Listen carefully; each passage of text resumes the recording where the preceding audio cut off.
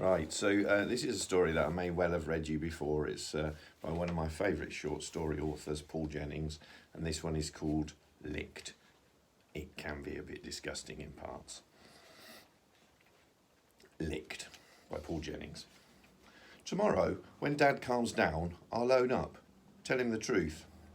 He might laugh, he might cry, he might strangle me, but I have to put him out of his misery.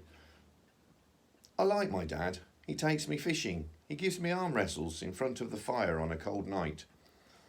He plays Scrabble instead of watching the news. He tries practical jokes on me. And he keeps his promises. Always. But he has two faults.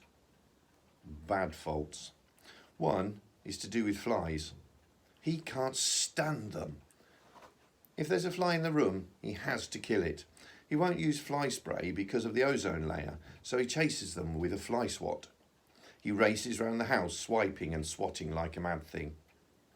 He won't stop until the fly is flat, squashed, squished, sometimes still squirming on the end of the fly swat. He's a dead-eye shot. He hardly ever misses. When his old fly swat was almost worn out, I bought him a nice new yellow one for his birthday. It wasn't yellow for long. It soon had bits of fly smeared all over it. It's funny the different colours that squash flies have inside them. Mostly it's black or brown, but often there are streaks of runny red stuff and sometimes bits of blue.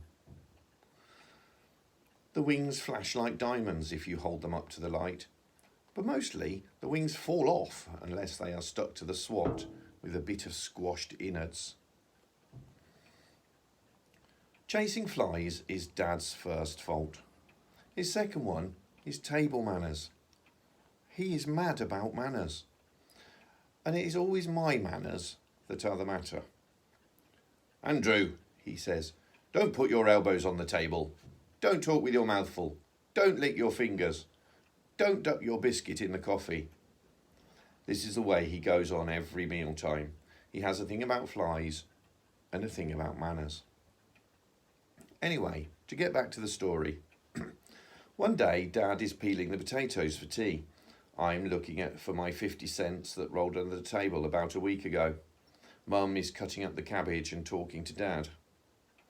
They do not know that I am there.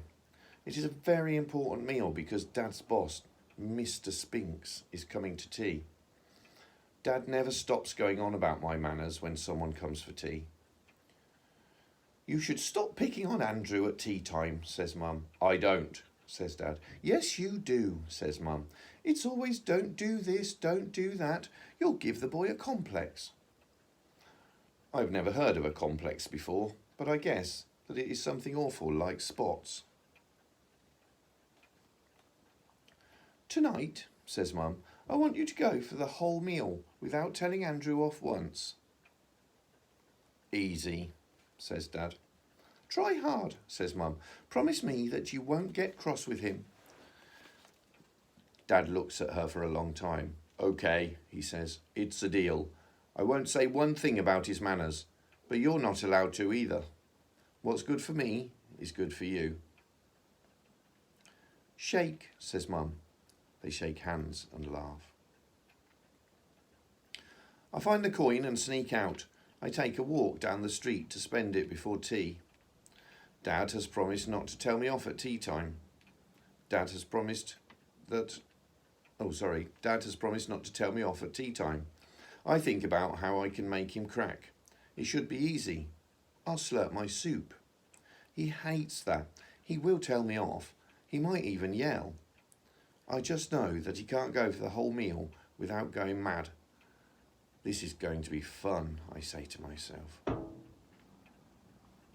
That night, Mum sets the table with the new tablecloth, and the best knives and forks, and the plates that I am not allowed to touch. She puts out serviettes in little rings. All of this means that it is an important meal. We don't usually have serviettes. Mr. Spinks comes in his best suit. He wears gold glasses and he frowns a lot. I can tell that he doesn't like children. You can always tell when adults don't like kids. They smile at you with their lips and not their eyes. Anyway, we sit down to tea. I put my secret weapon on the floor under the table. I'm sure that I can make Dad crack without using it.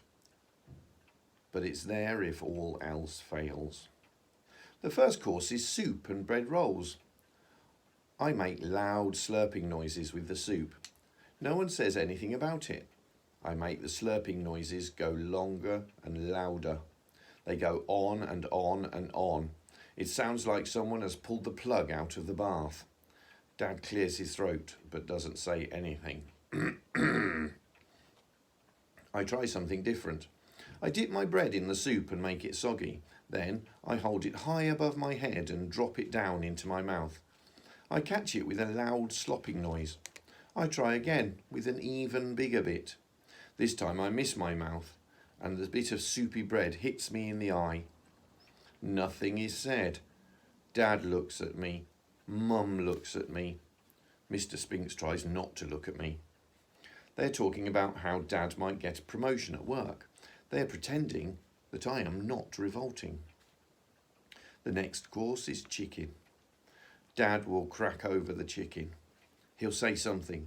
He hates me picking up the bones. The chicken is served. "I've got the chicken's bottom," I say in a loud voice. Dad glares at me, but he doesn't answer. I pick up the chicken and start stuffing it into my mouth with my fingers. I grab a roast potato and break it in half.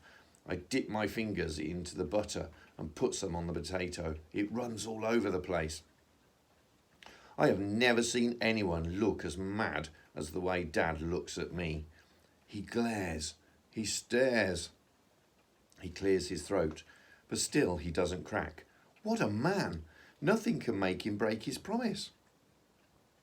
I snap a chicken bone in half and suck out the middle. It's hollow and I can see right through it. I suck and slurp and swallow. Dad is going red in the face. Little veins are standing out on his nose, but still he does not crack. The last course is baked apple and custard. I will get him with that. Mr. Spinks has stopped talking about Dad's promotion. He's discussing something about discipline, about setting limits, about insisting on standards. Something like that. I put the hollow bone into the custard and use it like a straw. I suck the custard up the hollow chicken bone. Dad clears his throat. He's very red in the face. "Andrew," he says. "He's going to crack. I have won." "Yes," I say through a mouthful of custard. "Nothing," he mumbles. Dad is terrific. He is under enormous pressure, but still he keeps his cool. There is only one thing left to do. I take out my secret weapon. I place the yellow fly swat on the table next to my knife. Everyone looks at it lying there on the white tablecloth. They stare and stare and stare, but nothing is said. I pick up the fly swat and start to lick it. I lick it like an ice cream. A bit of chewy brown goo comes off on my tongue. I swallow it quickly. Then I crunch a bit of crispy black stuff. Mr. Spinks rushes out to the kitchen. I can hear him being sick in the kitchen sink. Dad stands up. It's too much for him. He cracks. "Ah!" he screams. He charges at me with his hands held out like claws. I run for it. I run down to my room and lock the door. Dad yells and shouts. He kicks and screams. But I lie low. Tomorrow, when he calms down, I'll own up. I'll tell him how I went down the street and bought a new fly swat for 50p. I'll tell him about the currants and little bits of licorice that I smeared on the fly swat. I mean, I wouldn't really eat dead flies. Not unless it was for something important, anyway. Hope you enjoyed that. Catch up with you next week.